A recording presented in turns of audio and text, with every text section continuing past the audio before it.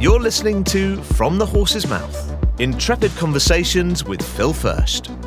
Ready to meet the disruptors who are guiding us to the new great utopia by reshaping our world and pushing past corporate spin for honest conversations about the future impact of current and emerging technologies? Tune in now.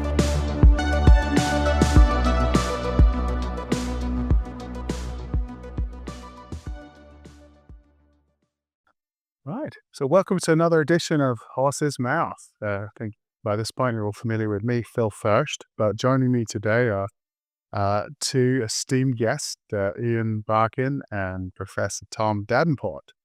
And, maybe each of you guys, you've been in and around the world of emerging technology and services for a very long time. Could you give us a very quick lowdown on, what you guys are doing today? Absolutely. Tom, you want to go first? Go for it. Okay. I will go first. So yes, Phil, we've crossed paths and been on the same path for well over a decade as you know. And ultimately it was leveraging the innovation of global talent to help enterprises operate more efficiently, often tapping into arbitrage and then using other sort of platform level innovation. But then 10 years ago, we started to get excited about digitizing and emulating the work those people were doing. We called it Robotic Process Automation. I had the privilege of having a front row seat to that adventure and set up and ran one of the RPA consultancies. And after selling that, continued my passion and sort of ongoing learning into the broader scope of tech and this trend of it tending to get easier and therefore democratizing the use of it. And that brought Tom and me together to have a great deal of fun over the last year and a half, 2 years. I'll speak for myself. I had a great deal of fun. Tom may have really despised the whole thing, but that's me. Most of the time it was fun. And I'm Tom Davenport. I am a professor right now, mostly Babson College, but a visiting professor at UVA Darden School and a fellow of the MIT Initiative on the Digital Economy and a Deloitte senior advisor. And I have for a long time focused on how people use analytics, big data, AI, and was very interested in the whole democratization issue. I have less background in the automation space than Ian, more in the kind of data science space. So we complemented each other well in that regard. And we were fortunate enough to write this book together. Well, Tom, it all goes back to data. However, much shiny technology we want to throw at this stuff. It's all about bringing our data together, right? But tell me about this book you've just released, All Hands on Tech. I love the title, but why should we read this, guys? Why shouldn't you read it? It is both good and good for you. Well, about citizen development, but it does not have to do with voting, which is the topic that everybody is focused on at this moment. And it's broader. I mean, citizen development, I think, is usually discussed in terms of application development, low code, no code kinds of stuff. And we certainly talk about that a lot, but we also go into citizen automation and citizen data science and try to, I think, strike a balance. Ian, correct me if you think I'm wrong, between being bullish about it, but also realizing that organizations will have concerns about turning their technology over to their non-professionals. And so we spend a fair amount of time talking about how to make sure things don't go wrong. Although interestingly, we didn't find many, we talked to 50 companies. We didn't find any disaster stories really about citizen development. So Right. maybe it's more caution that is necessary, but we know some organizations very cautious about it. Right. No, and Phil, we set out to to be students of this theme rather than cheerleaders of it. And so many people out there who are listening to this who have a technical background, who run technical programs, are probably rolling their eyes because they equate citizen initiatives with technical debt and gray IT or shadow IT and pain. But ultimately, what we were fascinated by was this digital arc of really powerful technical capabilities are just getting easier to use. I mean, no doubt, especially in the last sort of 2 years because of generative AI and large language models, it's just easier to do things. And so as a result, it's enabling more and more people to get on this boat of turning ideas into action, whereas they might not have been able to in the past because they weren't Python developers. They weren't part of the IT group. They didn't have the not only the permission, but the ability to build and solve problems that they had. It's totally different now. And so whether you have a positive and negative view of citizenry, the fact is this thing is happening. It's happening everywhere in every enterprise, every corner, nook, cranny of it. So It's everywhere. It can't be avoided. it's everywhere. So it is truly viral. It has gone viral, and Feudal. that's right. It's sort of Borgian, yes, I suppose, without the cool face implants. But the gist really, and one of the key themes for us in the book is, I mean, would sort of ignore this at your own peril, right? You have passionate people who really do want to solve problems that they face every day, and the tools are meeting them in the middle, and they're there for them to use now. And so this is happening. Right. How is citizen development or citizenry, as you call it, which is a word I was not familiar with until just now. Um, how can enterprises access this type of talent? Is it through some type of gig working platform? I mean, how do you bring these citizen developers to the demanding enterprises who need their help? Right. Tom, you want me to take a crack and then Sure. you can fix everything I say? So, we have a framework in the book that obviously refers to governance and the fact that you need structures in place to coordinate and herd this initiative. But the very first component of that framework is effectively its genesis, which is the birth of this. And our point really is it's already there. It's already born. So tapping into citizenry is simply looking within your enterprise and realizing, there are people in your HR shared services department that have really struggled with how you're onboarding new employees and have of late started to innovate how they can make it easier and how they can close gaps, or how they can create apps, or how they can better analyze the data that they have available to them to build models and maps.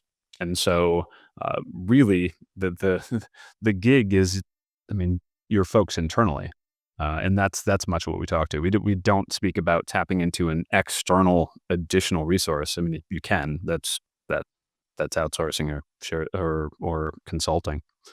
But this is all there. This exists in every enterprise today. And we think in general that it should be a voluntary activity.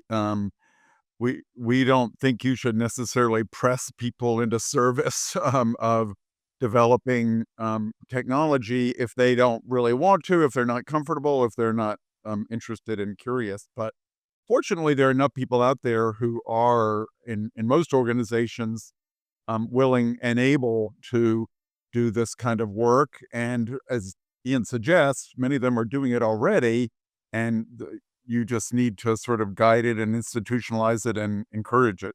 Right.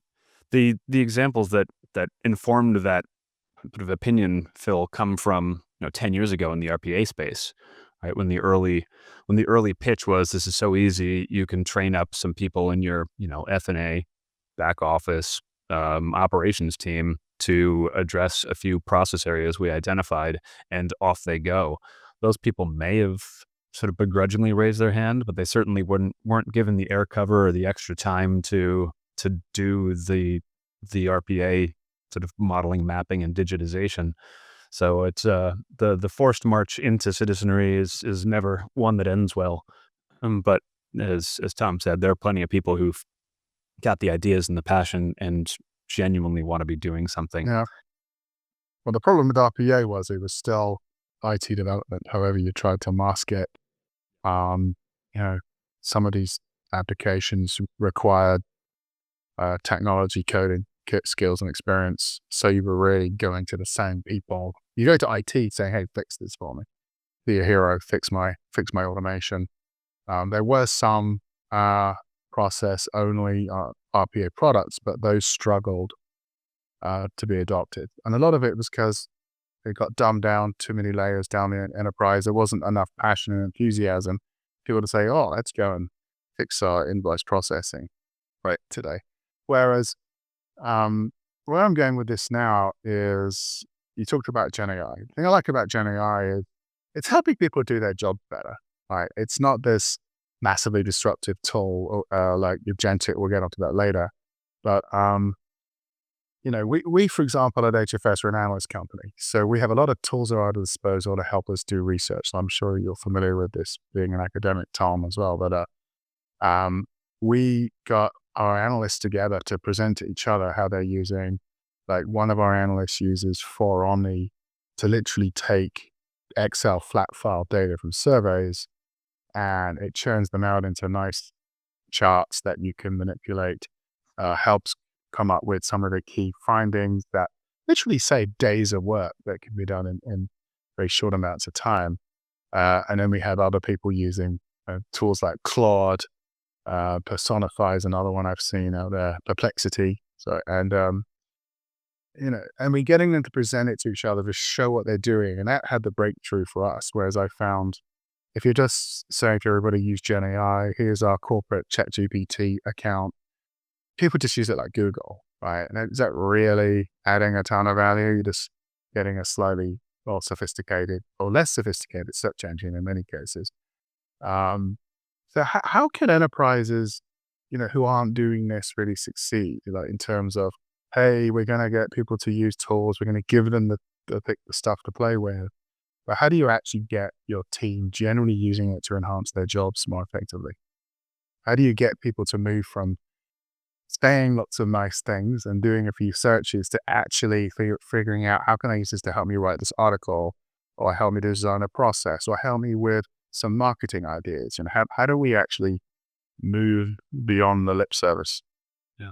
Well, there's electrical domain knowledge that needs to be harnessed. In addition, you guys both are more familiar with workflow automation than I am, but I'm a process improvement oriented person by background, and I think when people learn how to improve processes, whether it's Lean or Six Sigma or some other method like that, today it makes no sense for them not to also learn how to automate that process, at least if it's a relatively small process that doesn't involve thousands of people.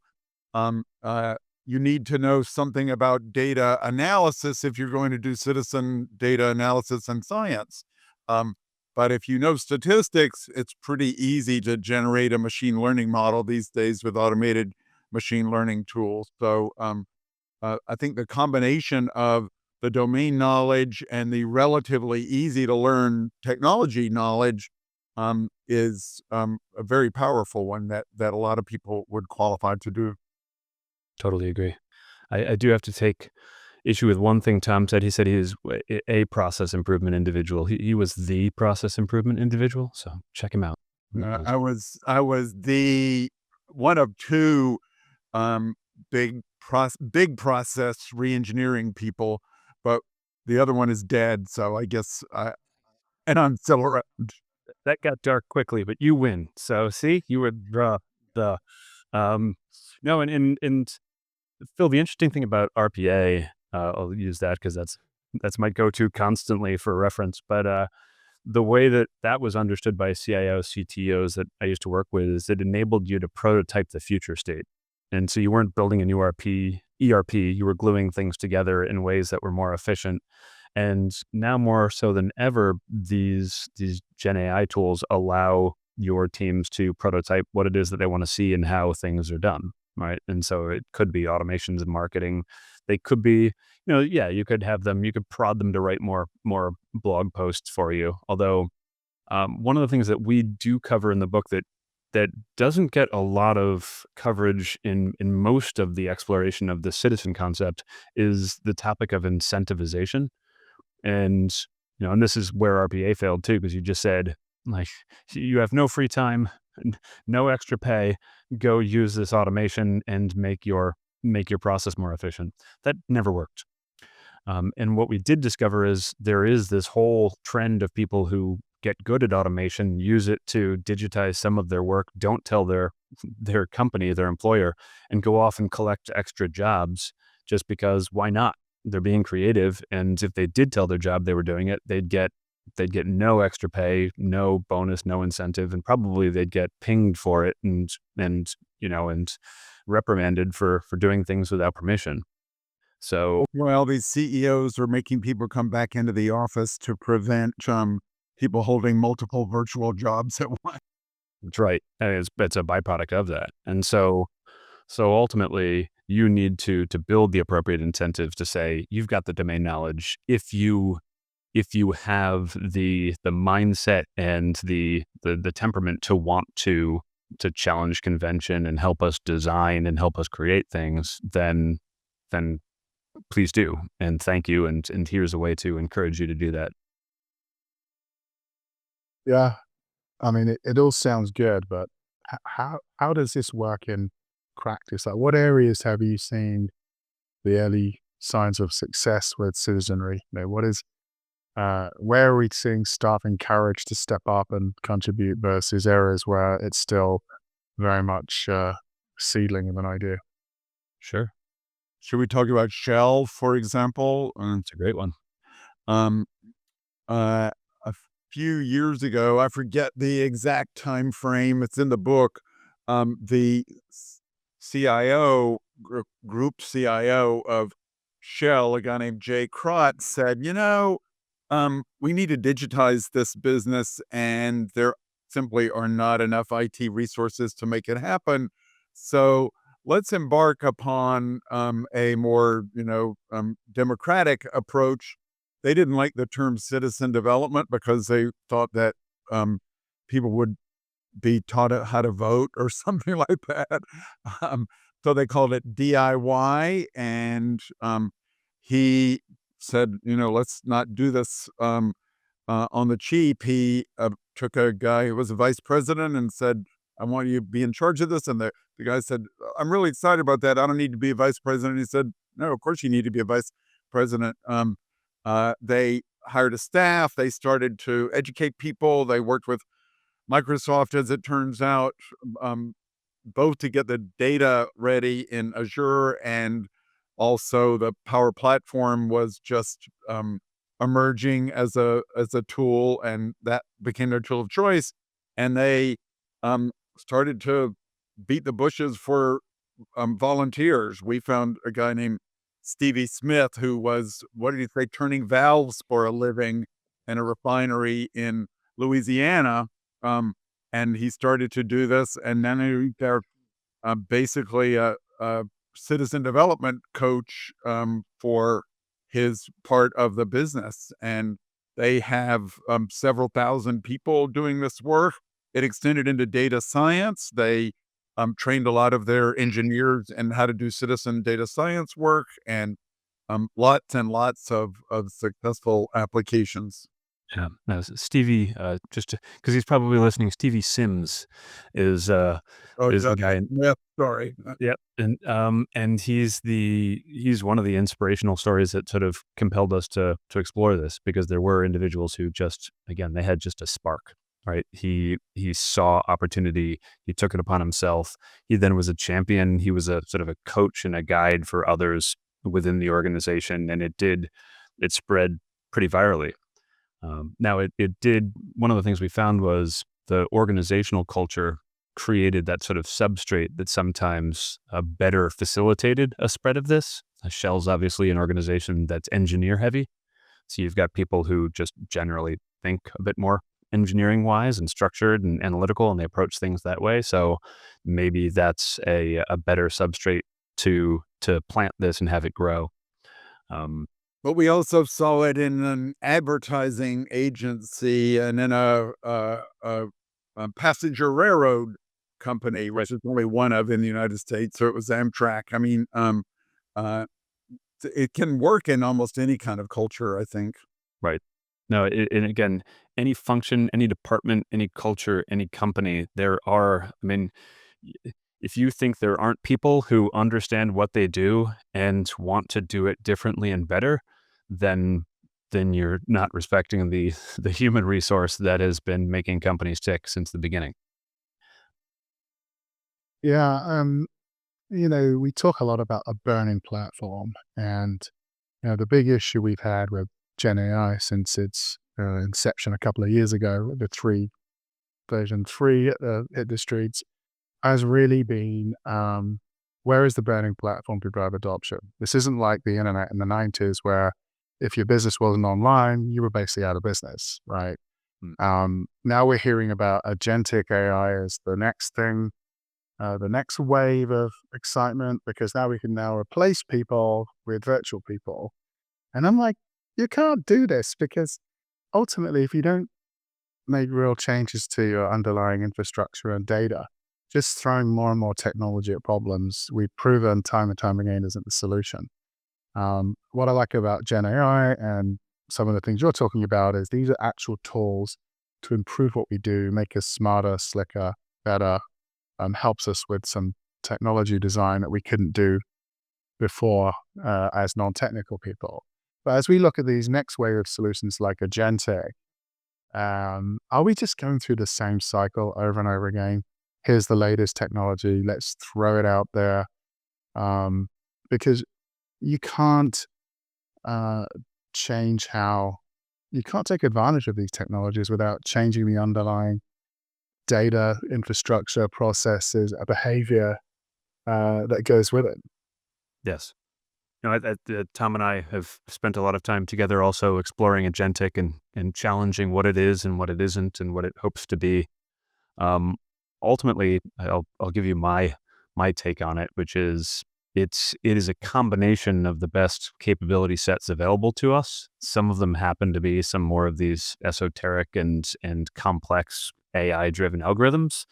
But at the end of the day, as you said, Phil, if you come from a process background, then you lean back on that heritage and you know that you need foundation on which to apply and use any of this stuff. And that's around process, it's around guardrails, it's around policy, it's around change management. And that's also why we like that this book's coming out now, because while people are now fascinated by this new wave of AI, agentics, uh, fundamentally it's still a human story. And agentics is only going to be successful, especially because it seems to be atomizing. Each small step of a process now can be done by a real specialist at that particular step. But it's the humans who know what it is they should actually be doing. And if you believe that those steps aren't going to change and cause some of those things to break over time, then you weren't involved in the last few waves of automation and enterprise work. Well, look, we were involved we wrote the first analyst report in 2012 on RPA, and the sales proposition was simply sign up for 100 bots and, hey, you might be able to replace 100 people in time. And that's how you got companies to sign up for things, because it was this promise of taking up headcount. And that, that's how outsourcing. Often outsourced headcount, right? That made it even easier. Yeah. And, the frustrations mounted when companies realized we're not taking out headcount because we're just taking away little pieces of people's jobs. We're not taking away people's entire jobs. That was the big problem. And then the second problem was the technology couldn't do half the stuff the marketing promised it could do as well. But now we get into Gen AI was a bit more realistic in that we quickly realized this isn't just a headcount replacement opportunity. This is more of we can actually become more productive and more personalized and smarter what we do. As we get into agentic, I just see a very similar Neolithic mindset that we had with RPA, which is, I can now buy the latest version of Salesforce, ServiceNow, whatever, and I've got agents plumbed in. I can now finally replace people with technology. Well, you can't. Now, if someone came up with some software and just said, hey, you can replace 100 headcounts with this, everyone would buy it in 5 minutes flat if it freaking worked. I just think we're at the point where companies have got so jaded by this. It's like, look, we can enhance people, we can create wonderful avatars, we can do all sorts of things. But if we can't generally replace headcount, we ain't going there. Now, I can hark back a decade to our lovely friend we mentioned earlier. I think Amelia, IPsoft. That was like the first big digital agent. That was real agentic a decade ago. And part of the problem they had was they were trying to sell Amelia, I think, for like $18K per Amelia license per headcount a year. And most of the enterprises turned and said, look, I can just hire someone in the Philippines for cheaper than that. What's the point? Right. Now we're at this point of everybody is jumping on this new wave. I'm an analyst. I love technology. I love looking at how we can make this technology work, so technology be effective. But I just don't see it if companies generally can't look at the decades of debt they built up with their data, with their technology, with their skills, with their people. I just don't see the shift happening. I think it's a lot of noise that'll eventually be supplanted with the next wave of noise. Well, I've got strong opinions about this. I'll give you some, which is, as you absolutely said, outsourcing our heritage, solved an enterprise problem by offering a solution, which was the work that you had done will continue to get done, but it will be done for less money and perhaps analyzed a little bit more than you were able to do yourself. And with SLAs, you couldn't necessarily hold your own team to.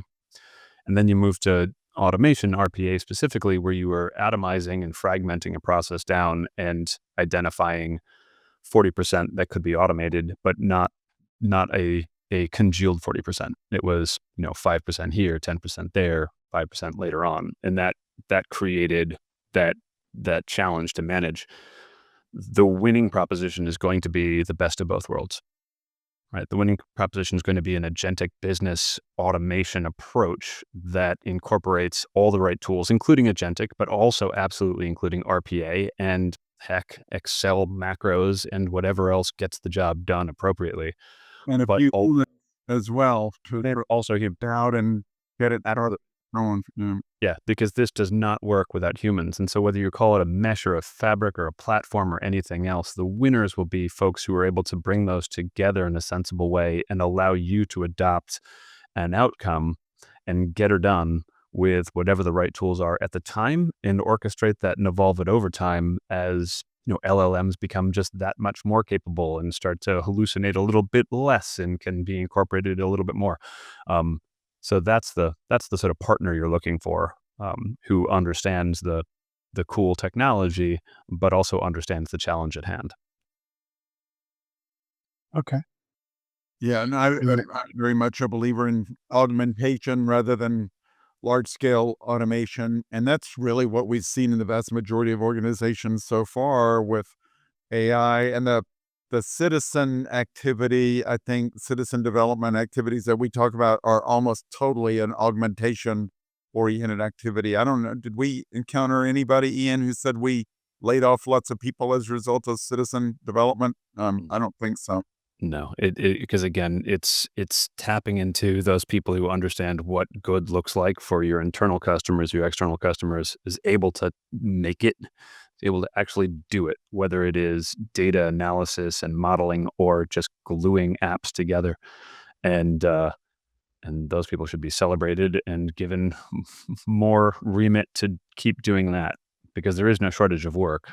And as you said, there's also no shortage of just messy data and chaos and spaghetti systems and legacy and everything else. And this is a way to address that, because almost every single story that Tom and I found, one of the underlying components was, we know we need to digitally transform. We also know we just don't have the bandwidth. We don't have enough IT team. We don't have enough time. We don't have enough budget to quadruple the size of the IT team. So what are you left to do but tap the folks with the ideas? Yeah. the role of the CIO is going through an unbelievable amount of change. And I think this is something where successful CIOs will embrace new ways of doing things versus the ones. I had one on a panel recently who literally said, I've given up training my staff on the next big thing because something else is going to come along in 6 months' time. That was this. Great. Also close the patent office because everything, those sorts of things is just, I mean, that's fatigue and frustration, but that's not a strategy. Yeah, well, it's slow. It's a slow disruption. I mean, I took out a car insurance policy end of last year. I've spent quite a lot of money for it. And then literally about 3 months ago, one of their competitors just reached out to me out of the blue and said, we can offer you the same policy for half the price. I'm like, wow, really? And then I started talking to them a bit more. They're both well-known brands. I went out with them. The one was just, they got way more focused on their cost infrastructure.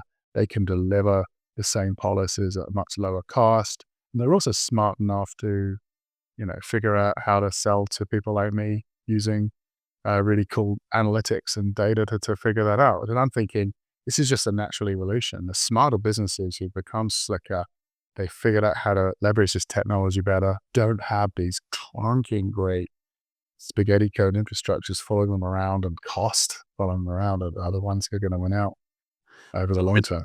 I feel like this podcast is just for you to announce that you spend money on things and you want all your vendors to offer you big discounts. I mean, that's... I'm going to ask for the HFS or discount on your book next, by the way.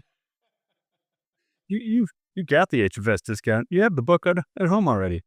I don't want for free. And I got it signed as well. I think I got my sign. Very happy about that.